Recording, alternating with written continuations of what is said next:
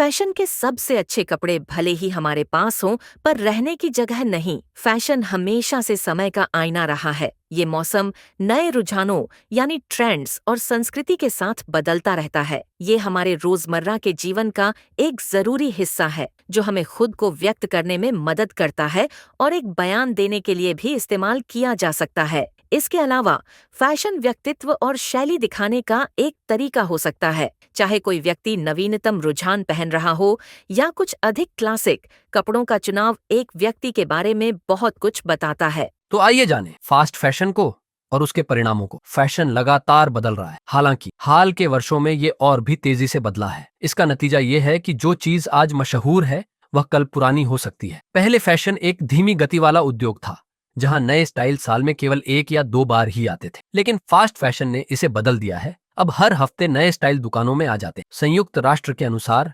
Fashion उद्योग का मूल्य अब $2.5 लाख है और ये दुनिया भर में 7,50,00,000 लोगों को रोजगार देता है। सस्ते कपड़ों की बढ़ती मांग के कारण फास्ट फैशन का उदय हुआ है, जिसे कम समय में बनाने और कम दामों पर बेचने के लिए डिजाइन किया गया है। पहले लोग ऐसे कपड़े खरीदते थे जो कई सालों तक चलते थे। अब वे ज्यादातर ऐसे सस्ते कपड़े खरीदते हैं जिन्हें वे कुछ ही बार पहनते हैं और फिर फेंक देते हैं। जबकि फास्ट फैशन ने नवीनतम रुझानों के साथ बने रहना आसान और सस्ता बना दिया है।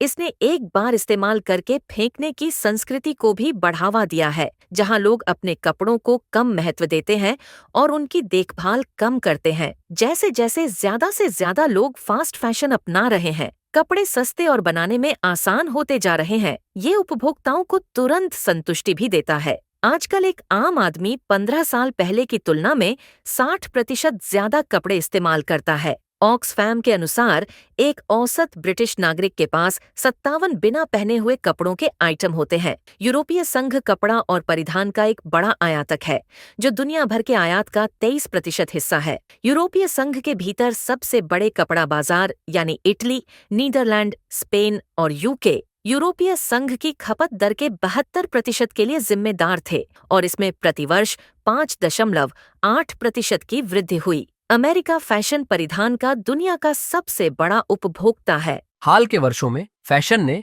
अर्थव्यवस्था का चेहरा बदल दिया। दुनिया भर के लोगों के पास ज्यादा खर्च करने योग्य आय है। उनकी आकांक्षाएं फैशन कपड़ों से पूरी होती हैं और सोशल मीडिया का उपयोग करके वैश्विक फैशन रुझानों के संपर्क में आने से ये और बढ़ती है। जैसे जैसे दुनिया की आबादी बढ़ रही है, वैसे वैसे फैशन की खपत भी बढ़ रही है। फास्ट फैशन के उदय ने कपड़ों को ज्यादा किफायती और सुलभ बना दिया है। हालांकि इस नई सामर्थ्य की कीमत चुकानी पड़ी है। कीमतें कम रखने के लिए फास्ट फैशन ब्रांड विकासशील देशों में कम वेतन वाले श्रमिकों पर निर्भर करते हैं और अक्सर गुणवत्ता से समझौता करते हैं, जिससे ऐसे परिधान बनते हैं जिन्हें कुछ ही बार पहनने के बाद फेंक दिया जाता है। फैशन उद्योग बांग्लादेश, इथियोपिया और वियतनाम जैसे देशों के श्रमिकों की मेहनत पर बना है। ये श्रमिक खतरनाक और शोषणकारी परिस्थितियों में काम करते हैं, अपने श्रम के हिसाब से बहुत कम कमाई करते हैं। ब्रांड अक्सर अनैतिक व्यापार प्रथाओं, खराब कामकाजी परिस्थितियों, बाल श्रम और पर्यावरणीय गिरावट पर निर्भर करते हैं, जो फैशन उद्योग में बहुत आम है। वे ब्रांड जो इस शोषण से लाभ कमाते हैं,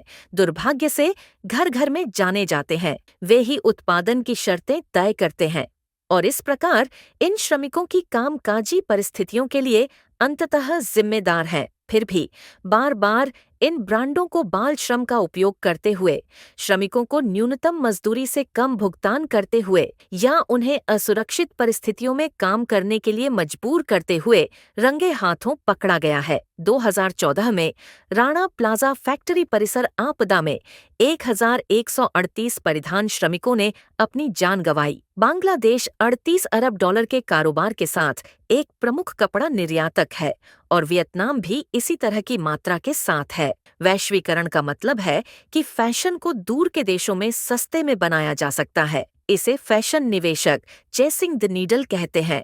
बीबीसी की एक रिपोर्ट के अनुसार इथियोपिया सस्ते श्रम के लिए एक उभरता हुआ गंतव्य है, जहां औसत मजदूरी प्रति सप्ताह $7 है, जो बांग्लादेश में मजदूरी का लगभग 1/3 है। सोशल मीडिया फास्ट फैशन का एक महत्वपूर्ण चालक है, क्योंकि हमें लगातार नए रुझानों और जरूरी चीजों की छवियों से घेरा जाता है। इसके अलावा सोशल मीडिया पर लाखों फॉलोअर्स वाले फैशन इन्फ्लुएंसर हैं, जो फास्ट फैशन की खपत को एक ब्लैक होल की तरह बढ़ावा देते। वे फास्ट फैशन को इस ऊंचाई तक पहुंचाने के लिए जिम्मेदार एक और कारक है। और अंत में फैशन की खपत अस्थिर है और एक बार इस्तेमाल करके फेंकने की संस्कृति को जन्म देती है, जिससे कचरे के पहाड़ बनते हैं। इस एक बार इस्तेमाल करके फेंकने की संस्कृति का अर्थव्यवस्था पर, विशेष रूप से रोजगार सृजन और उपभोक्ता खर्च के संबंध में बड़े प्रभाव पड़े हैं। एक तरफ फास्ट फैशन ब्रांडों ने उन कम मजदूरी वाले देशों में हजारों नौकरियां पैदा की हैं, जहां कपड़े बनाए जाते हैं। दूसरी ओर, इस लगातार खपत के कारण व्यक्तिगत ऋण और असमानता में उल्लेखनीय वृद्धि हुई है। भले ही लोग गुजारा करने के लिए संघर्ष कर रहे हों, वे कम कीमतों और तुरंत संतुष्टि के वादे से आकर्षित होते हैं। जबकि फास्ट फैशन व्यवसायों के लिए अच्छा हो सकता है, ये स्पष्ट है कि इसकी समाज को एक कीमत चुकानी पड़ती है। फास्ट फैशन की पर्यावरणीय लागत। फास्ट फैशन सुविधाजनक और किफायती हो सकता है, लेकिन इसकी पर्यावरणीय लागत बहुत ज्यादा है। ये एक बार इस्तेमाल करके फेंकने वाला फैशन पर्यावरण के लिए विनाशकारी है, क्योंकि इन कपड़ों को बनाने और दुनिया भर में ले जाने में भारी मात्रा में संसाधनों की आवश्यकता होती है। एक उद्योग के रूप में फैशन का उत्पादन के दौरान और बाद में पर्यावरण पर बड़ा प्रभाव पड़ता है। उत्पादन प्रक्रिया के दौरान कपड़ा कारखाने हवा में प्रदूषक छोड़ते हैं, जिनमें कार्बन डाइऑक्साइड और धूल शामिल है, जो ग्रीन हाउस गैसों का उत्सर्जन करते हैं, जो जलवायु परिवर्तन और जहरीले रसायनों में योगदान करते हैं। कृषि के बाद कपड़ा उद्योग विश्व स्तर पर ताजे पानी का दूसरा सबसे बड़ा प्रदूषक है। उदाहरण के लिए, ब्रिटिश सरकार की पर्यावरण लेखा परीक्षा समिति ने बताया कि एक जोड़ी जीन्स और एक टी शर्ट बनाने के लिए 20,000 लीटर पानी की आवश्यकता होती है। कपड़ों से होने वाला कार्बन उत्सर्जन फैशन आपूर्ति श्रृंखला के हर चरण में होता है, लेकिन इसका 70% दो मुख्य चरणों में आता है, जो है रंगाई और फिनिशिंग। कपड़ों की रंगाई और फिनिशिंग में बड़ी मात्रा में पानी का उपयोग होता है और हमारे जल चक्र में हानिकारक रसायन छोड़े जाते हैं। धागे की तैयारी वह प्रक्रिया है जहां कपड़े बनने से पहले रेशों को तैयार करने की आवश्यकता होती है। उत्पादन में हर साल लगभग 4 करोड़ 30 लाख टन रसायनों का उपयोग होता है। दुर्भाग्य से इन प्रदूषणकारी उद्योगों में ये प्रसंस्करण चरण जलवायु परिवर्तन के खिलाफ लड़ाई में अनदेखा रह जाता है। फैशन उद्योग आज सबसे ज्यादा उत्सर्जन करने वाले उद्योगों में से एक है। संयुक्त राष्ट्र के अनुसार 210 करोड़ टन ग्रीन हाउस गैसों के साथ ये वैश्विक उत्सर्जन का 8 से 10% हिस्सा है,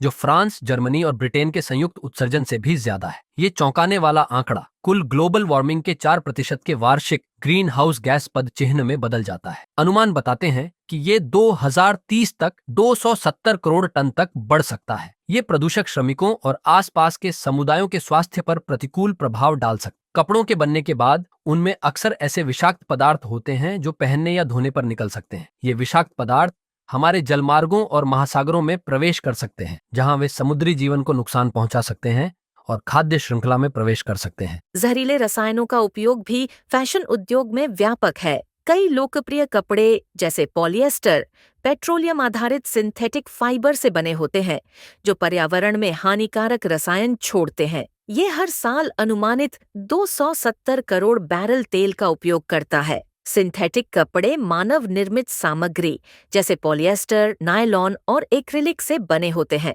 ये सामग्री पेट्रोलियम उत्पादों से प्राप्त होती है और अनिवार्य रूप से एक प्रकार का प्लास्टिक है। सिंथेटिक कपड़े प्राकृतिक रेशों की तुलना में ज्यादा टिकाऊ भी होते हैं, इसलिए वे ज्यादा समय तक चलते हैं और उन्हें अक्सर बदलने की जरूरत नहीं होती है। इसलिए उन्हें प्राथमिकता से खरीदने के लिए एक व्यावसायिक मामला बनता है। हालांकि ये याद रखना महत्वपूर्ण है कि सिंथेटिक कपड़े भी पर्यावरण को नुकसान पहुंचाते हैं। सिंथेटिक कपड़ों को हर बार धोने से निकलने वाले माइक्रोप्लास्टिक फाइबर समुद्री जीवन और जल मार्गों को भर देते हैं।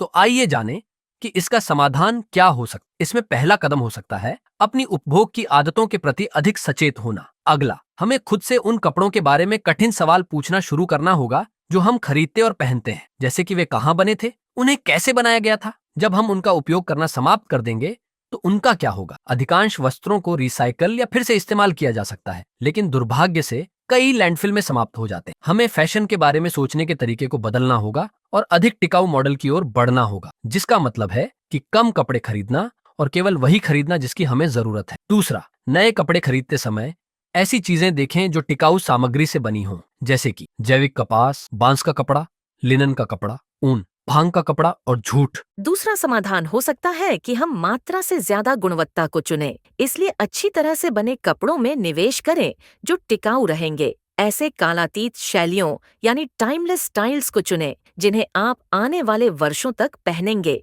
लीड्स विश्वविद्यालय के शोध के अनुसार हर साल अधिकतम 8 नई चीजें खरीदने से फैशन उत्सर्जन में 37% की कमी आएगी। अपने कपड़ों को फेंकने के बजाय उनकी मरम्मत करें और जब उन्हें बदलने की जरूरत हो तो पुराने कपड़ों को फेंकने के बजाय दान करें या रिसाइकल करें। उन ब्रांडों का समर्थन करें जो स्थिरता के लिए प्रतिबद्ध हैं, तभी हम वास्तव में खुद को फैशन फॉरवर्ड कह सकते हैं। इन सवालों का जवाब देना मुश्किल हो सकता है, लेकिन ये स्थिरता की दिशा में एक आवश्यक पहला कदम है। एक बार जब हम अपनी पसंद के प्रभाव के बारे में अधिक जान जाते हैं, तो हम अपने कपड़े खरीदने, पहनने और उनकी देखभाल करने के तरीके को बदलना शुरू कर सकते हैं। जलवायु परिवर्तन एक चौराहे पर है। सही चुनाव करने का समय आ गया है। फास्ट फैशन भले ही वर्तमान की लहर हो, लेकिन ये भविष्य की लहर नहीं है।